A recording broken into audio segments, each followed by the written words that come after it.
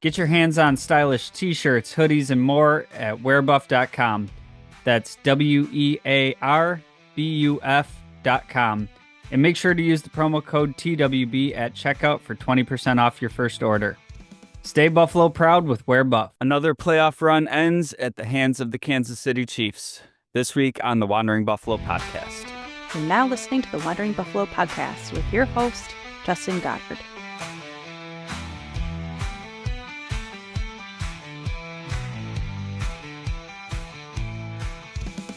Bills Mafia, welcome into another episode of the Wandering Buffalo podcast, a show on the Buffalo Fanbase Podcast Network.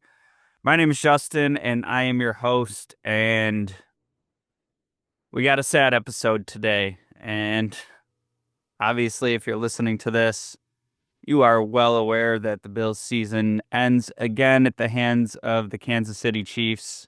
This one, another heartbreaking, dramatic fashion. Chiefs winning 32-29, and I'll say at the top of the show, if you've been listening for any amount of time, you probably already know what kind of episode this is going to be. If you're kind of new to the show and you're expecting the fire and brimstone and everybody needs to be fired and all that kind of stuff, it's not where I'm at today.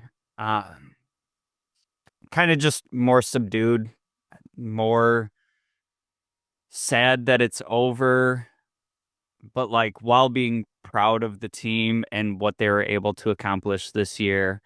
And you know, it's been a couple days since the game, and I've shared these opinions with some people, and you know, I've had a couple people tell me that I have like a loser mindset, that I'm not, you know, ready to fire and cut everybody on the team. And in particular, as we got into the playoffs, I kind of had a feeling we might end up in this position, and I've kind of been leading up to this game talking about trying to be able to take the time to enjoy the team that we have right now. And maybe that does come from a loser mindset of always loving this team, despite, you know, basically my entire existence until full-fledged adulthood, the team, you know, not even making the playoffs. And I guess for me, kind of being in the spot where we have a team that is, you know, consistently good enough to make the playoffs, a team that is consistently, you know, able to be in the conversation of being contenders. Hell, even this year, if you go back to August, we had all the national media people picking the Dolphins, picking the Jets to win the division, for the Bills to have the worst season that we've seen in quite some time and not even make the playoffs. And, you know, it ends up being that we make it to the AFC Championship game and lose. So I don't know. I try to keep all that type of stuff in perspective of, like, I hear it all the time with Joe Marino and Bruce Nolan of, you know, expectations minus reality equals disappointment. And for me, if I'm honest with the process all throughout the season, yeah, I got myself on board that the Bills could do it this year, but the process all the way through the season, this was never a Super Bowl season for me. It was kind of I still think they'll win a lot of games, but they're retooling, they're gearing up for, you know, the back half of Josh Allen's career. And with that in mind, I kind of feel like they overachieved this season, and you know, it doesn't make this loss any easier to stomach, especially when you consider the fact that it was kind of seemingly a down year for the Chiefs a little bit. You know, despite their record, it wasn't it wasn't like the strength of Kansas City that we've seen in the past. And it does not get any easier when, you know, the defense is able to make a couple stops and Josh Allen has the ball in his hands with a chance to go win or at least tie the game and take it to overtime. So it doesn't make it easier to, I guess, kind of feel like I had some surprise that we got that far. It's not lost on me that we were, you know, a couple plays away from, being in the Super Bowl. Like I said, all that said, I'm I'm still proud of what the team was able to accomplish this year. And I think that when we suffer another dramatic loss in the playoffs, as fans, we tend to lose some of that perspective that we've had in the weeks leading up to that. So, like, I'm seeing things firing up for, let's fire Sean McDermott again. And like couple weeks leading up to that, it was, you know, how is he not get mentioned for coach of the year candidacy when, they reset the whole roster and nobody had expectations for us and we're in the AFC Championship game. We tend to get very reactionary and I don't think that's a bad thing. I think that's part of being a fan is we emotionally react to what's happening. Um, I try to stay as even keeled as I can, and whatever. Maybe I'm a positivity homer. Maybe I'm just so beaten down by all the bad years that I don't have it in me to rage again. But I'm kind of coming at this episode in particular from the perspective of where the team was for most of my life to, you know, 5 consecutive division titles, AFC Championship appearances, winning a playoff game in each of the last 5 years. You know, in particular this year being, you know, counted out and doubted by so many people and, you know, seemingly not having the talent to get it done. All the things that were said that pissed us off all year. Those things did exist. The team was just overcoming it and, kind of proving people wrong. So I I don't know. It's kind of two heads of the same coin where I'm still here. I'm still sad. I'm still disappointed. At the same time, I'm proud of the team. I'm happy to have had this much of a fun and exciting season that we had. I'm excited to look at the fact that we, kind of had to do this a little left-handed, having to move Diggs right before the season starts, take on that dead cap money, stuff you weren't expecting to happen. I mean, that happened like right before the season started, and you had to make moves on the fly. And I'll just say, however that played out, whatever happened in those rooms that we'll never have the conversations of. They had to make moves and adjust on the fly, and that's it's a big deal. Replacing a number one receiver and figuring out how everything's going to work right before the season starts. It's also going to be, a lot more for episodes as we move into the off season of, how many draft picks the Bills have that, we're able to move around in the draft if we really want to target guys. We can really stock up the cabinets on depth and replacing positions that we've lost. We're going to, have a little bit of cap freedom that we haven't seen in years.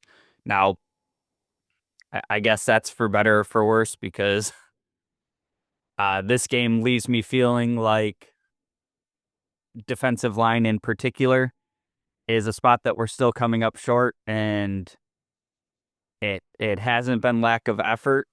Brandon Bean has kind of targeted that the whole defensive front pretty much every year, and well, we're still talking about it, so obviously not great results. But there can be restructures, there can be extensions. I mean, usually we're sitting at, this part of the season looking at, at the start of the league year, we're going to be starting whatever, like minus 50 million in cap space.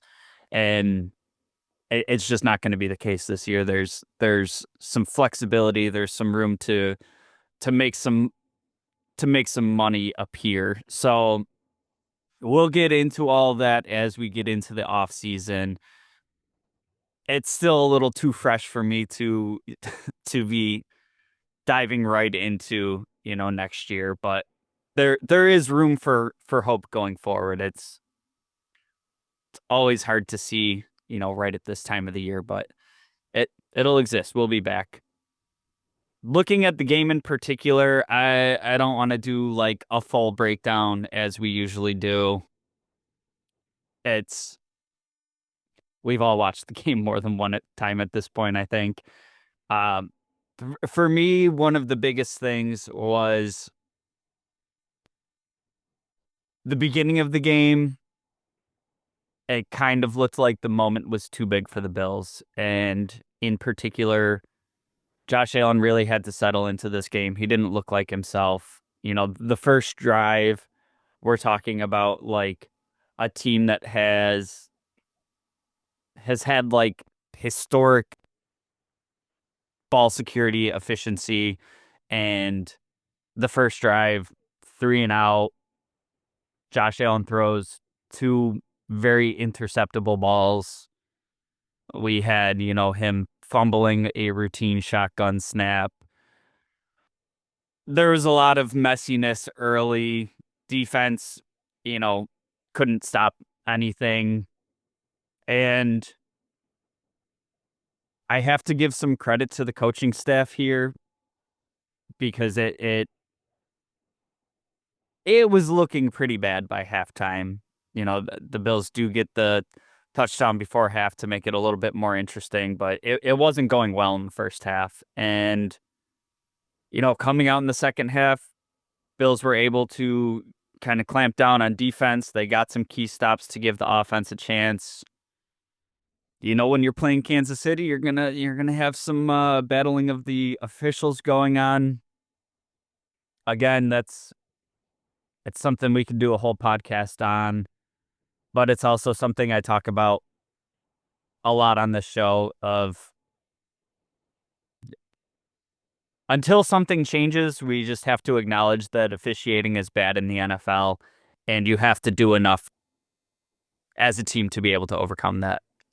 It's it's that hard and that simple at the same time.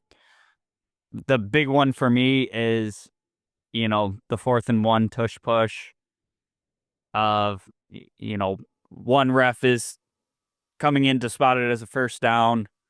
The other ref is coming in, spots it short, and it goes Kansas City's way. And do I think Josh Allen got there? Absolutely. Does it change the complexion of the game? 100%. To me, you left you as a team, you left that up to a judgment call for the refs. You left it up to a review circumstance where, now we have to decide what's definitive. Um, it is what it is. I guess it sucks. I I think that in the year 2025, with how much money the NFL brings in, that they'd have, a better solution to that than weird camera angles and whatnot. But, you know, it's also a situation where you didn't get a ton of push on that quarterback sneak there. And if you get one more yard, a half of another yard, there's no question. You take it out of the ref's hands. It's going to be very clear as day, and it's something that they did all year. I believe it was, you know, 20 for 21, something like that, on, having success with the tush push throughout the season. And they went 2-5 today. So, you got to give credit to Spags and the Chiefs for having that plan, for executing to mitigate it. I also think there's a measure of, like, as the Bills, you've had so much success with it in the season, and it's a staple of what you do. So, like, do you start trying something different on the short yardage situations? I'm not I'm not positive that's the best move, but even the ones that they did convert didn't look the same. They're one of them they convert is Josh Allen going over the pile, and we're almost dealing with a fumble situation there. Like it just wasn't working. So, you know, maybe we get in a 3rd-and-1 situation and we hand the ball to Cook. I don't know. I don't know the answer. That's why I'm, recording recording this in my basement. But that was one of my biggest complaints from the game was it kind of felt like you were bashing your head against the wall there. And then, you know, in particular, the first half, James Cook was averaging 6 yards per carry and had, 4 touches in the first half. Maybe in some of those short yardage situations, you could have leaned into that. You could have tried something different. And I think that in itself is something that the Bills as a team need to look into as they prepare for the next season of, like, yeah, that our bread and butter was the tush push. It worked all season long. It worked into the playoffs. It didn't work against the Chiefs. And in particular, when you're talking about like a 3rd-and-1, there's no rule saying that you only have to get the 1 yard to keep the drive alive. I do love moving the chains. I do love, playing the possession game, all that. It doesn't have to be every time. And, there's a certain level of, no matter how dominant it was all season, if we're sitting on the couch and knowing it's coming, then you know that the Chiefs know it's coming. And it's just very apparent that the Chiefs are a different organization than most in the league, and probably spent way more time preparing for that than on any other team. We see things throughout the playoffs or throughout the season of, the blocked kick against Denver, and kind of their players talking about film that they've watched about field goal assignments and where their advantages were. Like this is a team that leaves no stone unturned. So is that a matter of being outcoached? Maybe. Is it execution from the players? Maybe. I just think there's room for some creativity that in those short yardage situations you don't have to just get get the 1 yard. Last thing I'm going to say about the officiating, um, I guess 2 things. One, the Xavier Worthy catch, air quotes. Um, it that, I mean, it's not a catch. I don't I don't know how that goes to review and still stands as a catch. That Cole Bishop has more control over it before the ground gets involved, then the ground gets involved. So it wasn't even an interception for him. and then Worthy wrestles it away like that. It's just an incomplete pass. Um, that's one that's getting a ton of attention. Rightfully so. Terrible call. That one, I was kind of able to move past pretty quickly because there was Damar Hamlin hold on Kelsey on the play anyways, and I don't remember what the exact yard marker was, but the Chiefs are gonna have something like 1st and 10 from the 20, something like that. It was like a 26-yard completion, and to that point, the Bills weren't really doing anything to slow down Kansas City's offense. So that difference of 20 yards, like, yeah, could it have mattered for the game? Sure, maybe. Um, but the one that I really struggle with is game on the line, 4th and 5, and the Chiefs send an awesome blitz, but Josh Allen's still able to get a ball out, and it looks like he's just throwing it away down the middle of the field when you're when you're watching it on the broadcast angle. But he gets it to Dalton Kincaid, and it hits his hands, and he doesn't come down with it. And that was something like minute and a half left in the game with 2 timeouts, and they were sitting like right at the target line for the field goal if he catches that. And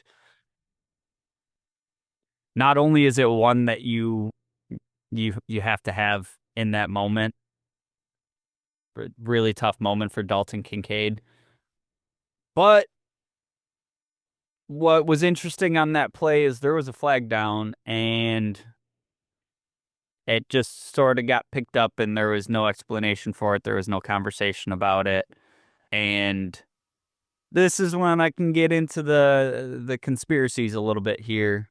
Um, Again, the flag was never discussed. It was never announced that they were picking up the flag. And usually if a flag goes down and they pick it up, the referee, gets on the microphone and explains there's no penalty for X on the play. And that didn't happen in this moment. So there's not much you can say to convince me that that flag was not going to be on Buffalo had Kincaid caught the pass. And without that explanation, I can't really, look at the play and see if I think it was horseshit or not, because we don't even know, what we'd be looking for. So, I mean, overwhelming thoughts from this game. It's going to continue being, until something dramatic changes, that officiating in the NFL, it's terrible. And whoever your opponent is that week, you have to plan on playing that team and the refs. And there's going to be some weeks where, you benefit more from some calls. There's going to be weeks where your opposition benefits from the calls.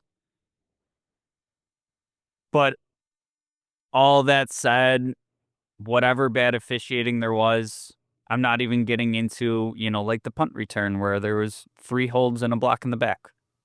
Not even getting into that. All the poor officiating aside, all of, the mistakes, the missteps, the miscues throughout this game, when it came down to it, the Bills had possession with like a minute and a half left, with an opportunity to, I'm sorry, like 2 minutes left, and they were in position to either kick a field goal to tie it or get a go-ahead touchdown with not much time left on the clock. And in these moments, it's either do it or don't do it. And we can talk about the officiating till we're blue in the face. When we get here this time next year, nobody's going to be talking about that. It's going to be,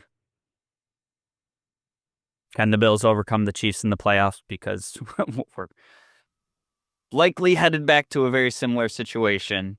So that's about it for that game. Sucks. It's hard, but the sun came up.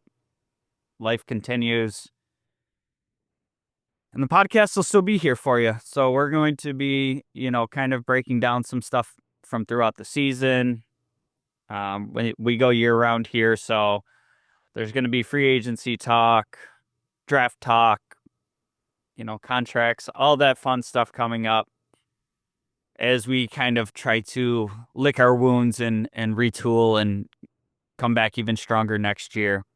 So I want to thank everybody for, anybody who joined me throughout this season. If you've been listening for a long time, if you're a newer listener, I thank you for tuning in and joining me on this journey this season.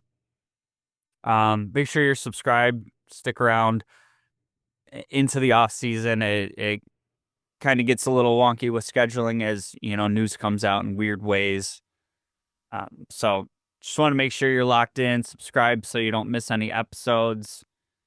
If you enjoyed the show, tell a friend about it. If you hate my face and never want to listen to another episode again, I appreciate you giving me a chance.